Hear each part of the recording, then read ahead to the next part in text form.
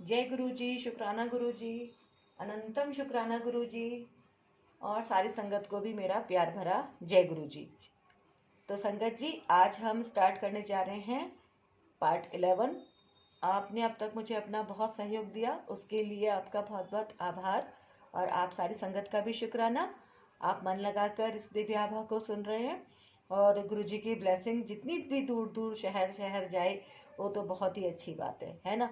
क्योंकि किसके वाणी से कहाँ कहाँ पहुँच कर गुरु जी किसका क्या कल्याण करने वाले हैं वो तो गुरु जी जाने, है ना। किसके माध्यम से किसको वो ब्लेस करना चाहते हैं। तो मैं अपनी तरफ से अपना 100% दे रही हूँ संगत जी, आप भी अपना 100% दीजिएगा और गुरु जी ब्लेसिंग कल्याण कित्ता चैनल को जरूर सब्सक्राइब कीजिएगा। तो गुरु जी स्टार्ट कर रही हूँ मैं और आज्ञा दीजिए। ओम नमः शिवाय, शिव जी सदा सहाय। ओम नमः शिवाय, गुरु जी सदा सहाय। शिवाय, शिव जी सदा सहाय। ओम नमः शिवाय, गुरु जी सदा सहाय। ओम नमः शिवाय, शिव जी सदा सहाय। ओम नमः शिवाय, गुरु जी सदा सहाय। गुरु अनुकंपा संपूर्ण परिवार पर। इस ग्रह पर सबसे कठिन कार्य गुरु जी के साथ अपने अनुभवों को शब्दों में पिरोना है। उनको देखने या मिलने का कोई पर्याय नहीं है। इसके पश्चात ही आपको अनुभव होता है कि वह कौन है और उनमें कितनी अभूतपूर्व प्रतिभाएं हैं। परंतु उनके दर्शन सरल नहीं है, वे तो उनके नियत करने पर ही संभव है। अनेक बार उनके दर्शन करने की कोई बनी योजनाएं सफल नहीं हो पाती। कितनी भी ये बात सच है, कितना तुम प्रयास करो कि गुरु जी के मंदिर जाना है, बड़े मंदिर जाना है, तो वो नहीं हो पाता। लेकिन सडनली चुटकियों में प्रोग्राम बन जाता है जब गुरु जी का बुलावा आता है। तो ये तो है संगत जी, जय गुरु जी। इसके विपरीत यदि वे चाहें तो वह आपको कहीं से भी बुला लेते हैं। मुझे दोनों ही अनुभव हुए हैं। गुरु जी का भक्त बनने के कुछ दिन उपरांत ही मैंने अपनी अनुभूतियों का अपने उन मित्रों से उल्लेख किया जिनके साथ मैं प्रतिदिन 18-20 घंटे बिताया करता था। उन सबको यह सुनकर बहुत अचंभा हुआ और उन्हें गुरु से मिलने की आकांक्षा व्यक्त करी। उनकी इच्छा के अनुरूप और मेरी उनको गुरु जी के दर्शन कराने की चाहत किसी न किसी कारणवश 6 माह तक टलती रही। वह दर्शन करने में असमर्थ रहे। अंततः जब वह यह संभव हुआ तो अपने जीवन के हर पृष्ठ पर गुरु जी की दया पाकर वे अति कृतार्थ हुए। अंततोगत्वा गुरु जी ही अपने पास बुलाते हैं, इसे एक दिन गुरु जी ने परोक्ष में कर दिखाया। मैं बाहर जहां पर वाहन खड़े किए जाते हैं अपने एक मित्र की प्रतीक्षा कर रहा था। एक कार वहीं पर आकर धीमी हुई और यह सोचकर कि मेरा मित्र इसी कार में है, मैंने उसे एक खाली स्थान का मार्ग दिखाया। तब मैंने देखा कि उसमें मेरा मित्र न होकर एक नव दंपति यात्रा कर रहे थे। उन्होंने शालीनता से प्रश्न किया कि क्या यही नशा रेस्तरा के लिए कारें खड़ी करने का स्थान है। मैंने क्षमायाचना करते हुए उन्हें बताया कि वह स्थान तो इसी मार्ग पर कुछ और दूरी पर है। यह स्थान संगत की कारें खड़ी करने के लिए है और मैं वास्तव में अपने एक मित्र की प्रतीक्षा कर रहा था। इस संवाद के पश्चात वह दोनों अपने मार्ग पर आगे चले गए। थोड़ी देर में ही वह दोनों वापस आए और उन्हें जानना चाहा कि क्या वह गुरु जी के दर्शन कर सकते हैं। मैं भौचक्का रह गया। यह नवदंपति अपनी सुनियोजित संध्या एक आमोद प्रमोद के स्थान पर ना बिताकर एक गुरु के मंदिर में व्यतीत करना चाहते हैं और उनके बारे में अभी कुछ मिनट पहले ही सुना था। उन्होंने गुरु जी के दर्शन का लाभ उठाया और बहुत संतुष्ट होकर गए। गुरु जी किस प्रकार से अपने भक्तों को अपने पास बुलाते हैं, देखो। जय गुरु जी। गुरु जी के संरक्षण में जब से मैंने गुरु जी के पास आना आरंभ किया, हर दर्शन एक विशेष आनंद होता है। उनके यहाँ पर बिताया हुआ समय उस दिन और जीवन का सबसे रोमांचक काल होता है। गुरु जी बहुत कुछ देते हैं, उस लंबी सूची में उनका संरक्षण भी है। गुरु जी की छाया में प्राप्त सुरक्षा अनुपम है, यह मेरे कई अनुभवों से सिद्ध होता है। हमें गुरु जी के पास आते हुए कुछ मास ही हुए थे जब मैंने एक दिन अत्यधिक ज्वर हो गया। यद्यपि मैं औषधि कम ही लेता हूँ, उस दिन मुझे एक अति प्रबल औषधि लेनी पड़ी, परंतु ना उससे लाभ हुआ और ना ही माथे पर गीला कपड़ा रखने से। मेरी माँ ने तब मुझे अपने पास रखने के लिए ज्वर में गुरु जी का एक चित्र दिया। उस चित्र को रखते ही मेरा ज्वर कम हो गया और तापमान सामान्य स्तर पर पहुंच गया। गुरु जी के चित्र ने मुझे तुरंत लाभ पहुंचाया था। एक बार महाविद्यालय में मुझे अचानक ही तीव्र पेट दर्द आरंभ हो गया। उसके बाद ही मुझे उल्टी भी हुई और जी मटलाना भी आरंभ हो गया। जब तक मेरे मित्र मुझे लेकर घर पहुंचे। मेरे पिताजी गुरुजी के यहाँ जा चुके थे। मेरे दो मित्रों ने मेरे पिता के वापस आने तक रुकने का निर्णय लिया और मेरी लगातार बिगड़ती स्थिति देखकर उन्होंने मेरे पिता को फोन किया। चूंकि 1 घंटे तक उनकी प्रतीक्षा करना उपयुक्त नहीं लगा, वे मुझे पास के एक चिकित्सालय में ले गए। मेरा परीक्षण करने के बाद चिकित्सक ने मुझे 2 इंजेक्शन और कुछ औषधियां देकर घर जाकर विश्राम करने को कहा, किंतु उससे मुझे कोई लाभ नहीं हुआ। उधर मेरे पिता ने गुरुजी को मेरी स्थिति से अवगत किया और शीघ्र जाने की आज्ञा ली। गुरुजी ने उन्हें 1 गिलास जल में नींबू का रस डालकर मुझे पिलाने को कहा। मैंने वैसा ही किया। मेरे माता पिता के घर पहुंचने तक मैं ठीक हो चुका था। कुछ वर्ष के उपरांत मुझे पुनः ज्वर ने घेर लिया। जब 2 दिन तक शाम को तापमान 104 तक चढ़ने लगा, मुझे चिकित्सक को दिखाना आवश्यक हो गया। एक चिकित्सक ने कुछ औषधियां दी, उनसे लाभ न होने पर कुछ परीक्षण भी करवाए, पर उनका परिणाम अनिर्णित रहा। एक अन्य चिकित्सक ने औषधियों में परिवर्तन किया, पर उससे भी कोई सुधार नहीं हुआ। अंततः 1 सप्ताह बाद मेरे पिता ने गुरुजी को बताया, तो उन्होंने कुछ अभिमंत्रित हरी मिर्चें दी। उनका सेवन करते ही कुछ घंटों में ज्वर, जो औषधियों से नहीं उतर रहा था, मिट गया। गुरुजी की दया के अतिरिक्त और किसी से यह संभव नहीं था। जय गुरुजी, शुक्राना गुरुजी। गुरुजी तो हरी मिर्चों से भी बुखार उतार देते हैं। जय गुरुजी। वाहन में रक्षा। गुरुजी को सबके भूत और वर्तमान का ज्ञान है। हमारी दृष्टि तो सीमित है और आगे क्या होने वाला है उसका हमें ज्ञान नहीं है। पर एक बार गुरुजी की शरण में आने के पश्चात और अपना जीवन उनको समर्पित करने के पश्चात वह हमारे भविष्य का भी ध्यान रखते हैं। एक बार गुरुजी ने मेरे पिता को बताया कि मेरी माँ और मेरे ऊपर संकट आने की संभावना है। गुरुजी को कुछ आभास हुआ होगा और वह उससे बचाव के लिए उपाय कर रहे होंगे। अगले दिन अपराह को मैं अपनी कार में बाजार जा रहा था, जो कोई 2 किलोमीटर दूर था। मार्ग में एक बड़ा सा चौराहा था। उसे पार करते हुए मेरी बाईं ओर से आती हुई एक मोटरसाइकिल ने जोर से कार को मारा। कार को ऐसा झटका लगा कि वह फिसलकर मार्ग के बीच में बने हुए विभाजक पर जा टकराई। मेरे ऊपर कांच के छोटे टुकड़े गिर पड़े, बिखरे हुए थे। मैंने जब सामने के कांच को देखा तो वह साबुत था। फिर मुझे आभास हुआ कि वह टुकड़े खिड़की के टूटने से बिखरे थे। मैं उतरकर मोटरसाइकिल के पास गया तो उपस्थित भीड़ मेरे साथ सांत्वना कर रही थी। यद्यपि मैं बड़ी गाड़ी चला रहा था। मैंने चालक के नंबर लिए। उसके कुछ मित्र आकर उसे ले गए। मैंने भी आगे जाने का निर्णय लिया। मुझे लग रहा था कि कार शुरू नहीं होगी, पर पहली बार चाबी घुमाने से वह चालू हो गई। मैंने बाजार जाकर अपना कार्य पूरा किया। तब जब घर जाकर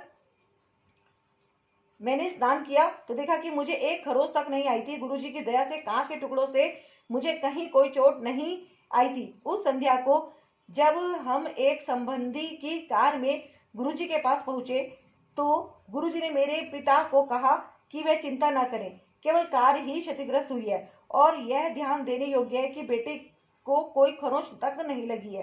कार को देखकर कोई यह विश्वास नहीं कर सकता था कि उसके चालक को कोई चोट नहीं लगी है। कार को बहुत अधिक नुकसान हुआ था। उसका पूरा बायां हिस्सा बदलना पड़ा और उसको ठीक होने में 1 सप्ताह का समय लग गया। केवल गुरुजी ही मुझे यह 100% सुरक्षा दे सकते थे। जय गुरुजी, शुक्राना गुरुजी। शीत ऋतु में एक संध्या को गुरुजी के यहाँ जाते हुए जब मैं कार चला रहा था, अचानक ब्रेकों ने काम करना बंद कर दिया। यदि यह नोएडा से दिल्ली जाते हुए व्यस्त यातायात में हुआ होता तो निश्चित ही घातक होता, पर यह घटना एक लाल बत्ती पर हुई जब कार बहुत धीमे थी। आधे मार्ग तक आ जाने के बाद हम ना तो वापस जाकर कोई और व्यवस्था करने की स्थिति में थे और ना ही आगे बढ़ सकते थे। उस समय शाम के 7:30 बजे रहे होंगे।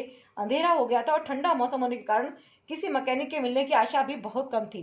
परंतु हमें एक मिस्त्री मिल गया जो घर जाने वाला था और उसने सहायता भी करी।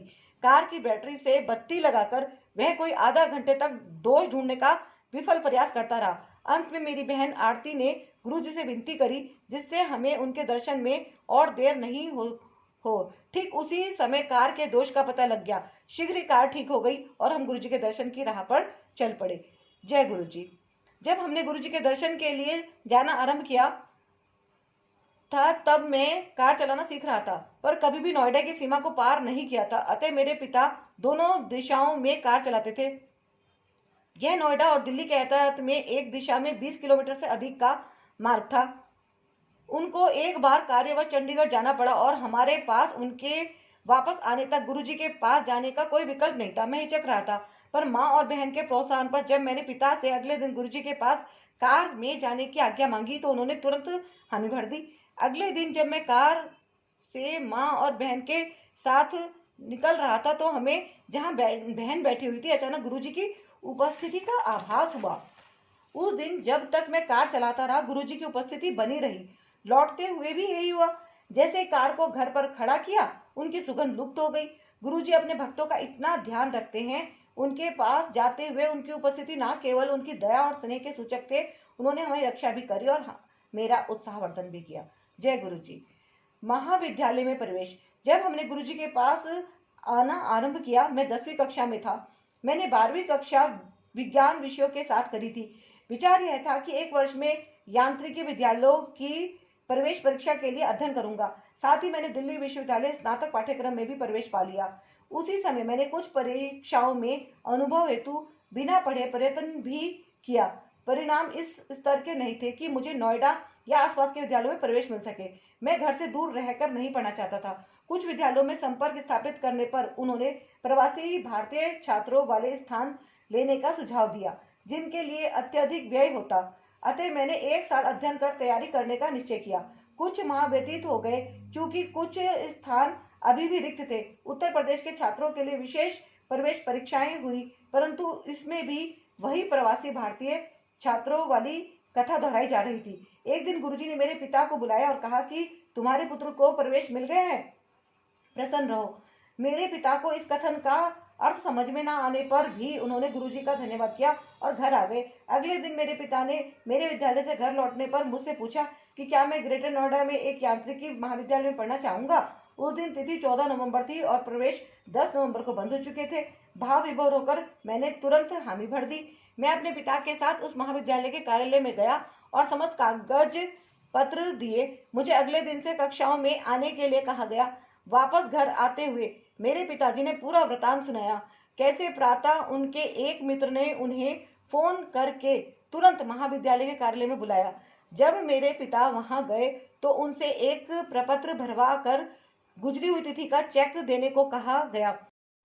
कुल राशि मात्र 24,000 रुपए थी, जिसमें से 19,000 फीस के थे और शेष लौटाई जाने वाली सुरक्षा राशि के लिए थे। उस स्थान पर सबसे कम व्यय था और हमें घर से बुलाकर प्रवेश दिया गया था। तब मेरे पिताजी को गुरुजी के कथन का अर्थ समझ आया। ऐसी है गुरुजी की माया। जय गुरुजी। शुक्राना गुरुजी। मित्रों पर गुरुजी की अनुकंपा। प्रत्येक व्यक्ति जो गुरुजी के पास आता है उसे गुरुजी की अनुकंपा किसी रूप में अवश्य प्राप्त होती है। आशीष, योगेश और मुकेश मेरे अच्छे मित्र हो गए थे। कुछ प्रारंभिक बाधाओं के पश्चात उनको गुरुजी के दर्शन हुए। उनके कमल और कुछ अद्भुत अनुभूतियां हुई। हमारे महाविद्यालय में छमाही सत्र होते थे। अनुत्तीर्ण होने पर 1 वर्ष के अंतराल पर पुनः उस सत्र की परीक्षा दे सकते थे, परंतु यदि उत्तीर्ण होने के लिए 10 अंकों तक की आवश्यकता होती थी वह दे दिए जाते थे। योगेश के 11 नंबर कम थे, अतः नियमानुसार उसे 1 वर्ष की हानि होती। 1 माह उसे बहुत परेशान रहना पड़ा क्योंकि उसे अगली कक्षा में आने की अनुमति नहीं मिली। एक दिन उसने गुरुजी से सहायता के लिए प्रार्थना करी और ऐसा करते करते सो गया। जब वह सोकर उठा तो वह अपने स्वप्न को लेकर प्रसन्नचित्त पर असमंजस में था। उस समय उसने हमें कुछ नहीं बताया। अगले दिन समाचार पत्रों में विश्वविद्यालय परिषद की बैठक में हुए निर्णय का वर्णन छपा हुआ था, जिसमें उन्होंने सब छात्रों को 4 में एक बार 15 नंबर देने का निश्चय किया था। इस प्रकार योगेश का वह 1 वर्ष बच गया और तब उसने उस स्वप्न की चर्चा करी। स्वप्न में उसकी माँ उसे गुरुजी के पास ले गई और योगेश की अशांति से अवगत कराया।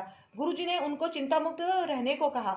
यह स्वप्न परिषद की बैठक से कुछ देर पहले ही आया था। उसके पश्चात बैठक में निर्णय निश्चित ही गुरुजी के हस्तक्षेप से लिया गया होगा। प्रति सत्र में परीक्षाओं से पूर्व हम गुरुजी के दर्शन की अभिलाषा रखते थे। मैं अपने परिवार के कारण उनके दर्शन सरलता से कर लेता था, परंतु मेरे मित्रों को उनके दर्शन के लिए विशेष प्रयास करना पड़ता था। आशीष पर गुरुजी के दर्शन से विशेष प्रभाव होता था। दर्शन के उपरांत वह अपने सब विषयों में उत्तीर्ण हो जाता था। यदि दर्शन नहीं हो पाते थे तो वह 1 या उससे अधिक विषयों में रह जाता था और उनमें पुनः परीक्षा देनी पड़ती थी। गुरुजी की कृपा से विद्यालय से निकलते ही मुकेश हनीवेल नामक एक अति प्रसिद्ध कंपनी में कार्यरत हो गया। वहां पर उसका प्रशिक्षण काल 1 वर्ष का था। उस अंतराल के बाद वह अति उत्सुकता से अपने स्थानीय अपने स्थायीकरण की प्रतीक्षा कर रहा था, परंतु जब 2 माह उपरांत भी यह नहीं हुआ तो वह गुरुजी के पास 14 अप्रैल 2005 को आया। उसने गुरुजी के दर्शन कर प्रसाद लिया और चला गया। अगले कार्य दिवस 16 अप्रैल को उसे अपने स्थायी होने की सूचना प्राप्त हो गई। वास्तव में गुरुजी अपने आशीर्वाद से सब संभव कर देते हैं। जय गुरुजी, शुक्राना गुरुजी। मेरे अंकों का पुनरावलोकन। मुझे तीसरे अर्धवार्षिक सत्र में एक विषय में 30 अंकों के स्थान पर केवल 19 अंक मिले थे। यह चौंकाने वाली घटना थी, क्योंकि परीक्षा के उपरांत जब मैंने अपने अंक जोड़े थे तो मुझे सरलता से उत्तीर्ण हो जाना चाहिए था। यह मैंने अपने अभिभावकों को बताई और साथ में यह भी कहा कि यदि इस समय मेरे केवल 19 अंक आए हैं तो संभवतः मैं इस विषय में कभी भी उत्तीर्ण ना हो पाऊं। मेरे पिताजी ने जब यह बात गुरुजी को बताई तो उन्होंने पुनः निरीक्षण का आवेदन करने की सलाह दी। अगले दिन मैंने वही किया। उसके अगले दिन विद्यालय में किसी विद्यार्थी के अंकों के बदले जाने की सूचना थी। मैं तुरंत उस महाअध्यापिका के पास गया तो मेरा नाम सुनकर उन्होंने कहा कि अब मेरे अंक बदलकर 53 हो गए थे। अति प्रसन्न होकर मैंने पुनः निरीक्षण का आवेदन वापस ले लिया और गुरुजी का हार्दिक धन्यवाद किया। बाद में हमें पता लगा कि संपूर्ण राज्य में जहां 120 के आसपास महाविद्यालय हैं और प्रत्येक में कई सौ विद्यार्थी हैं, केवल 5 विद्यार्थियों के अंक परिवर्तित हुए थे और सबके ऊपर की और संशोधित नहीं हुए थे। गुरु कृपा से मैं अत्यंत भाग्यशाली था। मेरे इन थोड़े से अनुभवों से गुरुजी की असीम क्षमता और निस्वार्थ भाव से अपने अनुयायियों को सदा आश्रय देने की परंपरा दृष्टिगोचर होती है। जब भी कोई भक्त अपनी व्यथा में गुरुजी से प्रार्थना करता है, गुरुजी सदा उसकी सहायता करते हैं। मूल सार यही है कि यह जीवन गुरुजी को समर्पित कर दें। वह तो प्रेम और स्नेह के अंतहीन स्रोत हैं। प्रार्थना करता हूँ कि उनकी हितकारी दृष्टि सदा हम पर बनी रहे और वह हमें सदा अपने चरणों में स्थान देते रहे। ओम नमः शिवाय। शिवजी सदा सहाय। अरविंद सिंगला, गुड़गांव। संगत जी, आपने सुना ये अरविंद सिंगला जी गुड़गांव का कितने सारे सत्संग हैं, कितने चमत्कार इनके साथ हुए हैं। सब किसने किया? गुरुजी ने। जय गुरुजी, शुक्राना गुरुजी। गुरुजी के तो अनंतम चमत्कार मेरे साथ भी हुए हैं, जिससे मेरा विश्वास इतना दृढ़ हो गया है कि मैं आपको बता नहीं सकती। तभी मेरे को हर समय मैं खोई खोई रहती हूँ। मैं तो अब बस हर काम गुरुजी से पूछ के ही करती हूँ। मेरी सुबह गुरु दर्शन से होती है और रात को भी जब सोती हूँ तो गुरु दर्शन से ही मेरे को नींद आती है। और जब मैं गुरुजी के दर्शन करके सोती हूँ तो जाहिर सी बात है मुझे गुरुजी सपने में भी आते हैं और मेरा मार्गदर्शन करते हैं। तो संगत जी, अब मैं आगे लेती हूँ, मिलती हूँ मैं आपसे नेक्स्ट पार्ट में। और आप इस वीडियो को पूरा वॉच करें और शेयर करें और गुरुजी ब्लेसिंग कल्याण कीर्तन चैनल को सब्सक्राइब करें, ऐसी मेरी आपसे प्रार्थना है। और अब अगर कुछ गलती हुई हो गुरुजी तो आप क्षमा कीजिएगा। संगत जी, आप भी क्षमा कीजिएगा। आज्ञा।